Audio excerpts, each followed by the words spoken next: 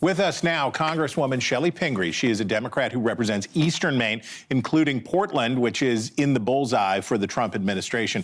Congresswoman, I really appreciate you being with us today. I want to just start with your reaction to Saturday's shooting. What did you see? Oh, it's unconscionable. And thank you to all the observers who were there so we can see these videotapes. See a man, as we've heard, an ICU nurse who had a permit to carry, pushed down onto the ground, not really resisting. They take his gun away and then they shoot him 9 times. It's just unconscionable. Also, that this administration thinks there is nothing to investigate here. In every law enforcement shooting in my state or any other state, there is always an investigation. For this administration to try to remove the evidence or to say from the start, oh, he's a domestic terrorist, or to try to characterize what has gone on without having the actual facts is just unthinkable. And my heart goes out to his family, deepest sympathy to all the people who worked with him, to the VA residents who he's been helping to care for, and for the city of Minneapolis. I mean, people are under so much stress, and now it's in my state, and I know how distressing this is to people and how lawless these operations are. Okay, so the fear now for some Mainers is that they will see the same thing play out in your state. Prior to the shooting, this shooting, we saw different approaches from officials. Governor Janet Mills called ICE's actions, quote, reckless, and that they would not be tolerated in Maine. But your fellow Pine Tree State Congressman Jared Golden went on social media to tell protesters, including his fellow public officials, to, quote, not obstruct or impede law enforcement activities and not amplify tensions. Those seem like different approaches.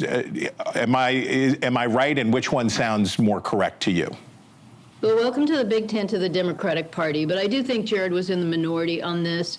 He voted to fully fund Homeland Security, and the Democrats, for the most part, have said, hey, it's our only opportunity to slow this down, to get some real conditions in an appropriations bill that talk about how ICE operations are conducted, how they're trained, who's allowed to be in our state, and this ridiculous amount of money that they got through the big ugly bill, and now we'll get even more through the appropriations process that is going to things like excessive numbers of ICE agents in a state like ours. I mean, I don't know how to put it any other way. We are the whitest state in the nation. We're 47th in the number of undocumented immigrants.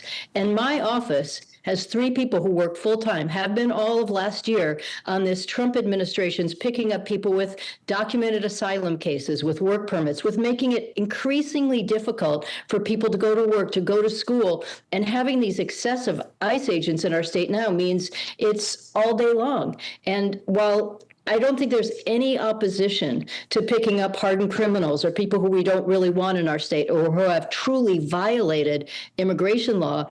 The vast majority are people who are legally here in the process, waiting for their court date as asylum seekers, and they have work permits. I'm hearing from so many employers who can't run their production lines, who can't operate their restaurants. These are a huge percentage of the people who work in our hospitals and our long-term care facilities.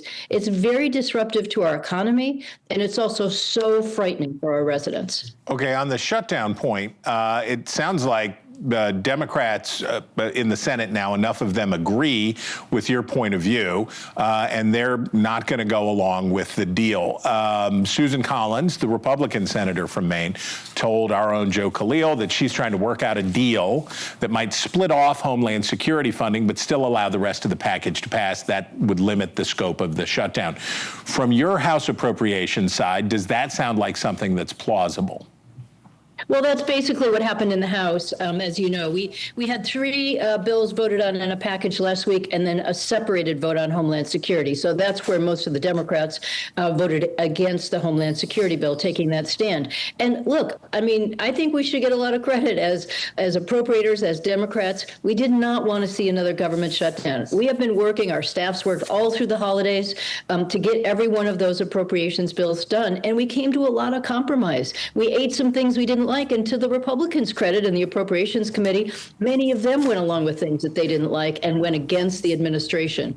But this Homeland Security bill is a bill too far. So how the Senate will handle that, perhaps like the House, may really color how this thing goes. And you're right, we will have passed all 11 of the other subcommittee bills, but not Homeland Security if they go against this in the Senate.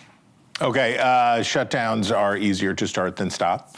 Last time, the Democrats did what is being contemplated now. The administration maximized the pain, and eventually enough Senate Democrats backed down with any substantial concessions. It may have been a political win, but there was no policy gain.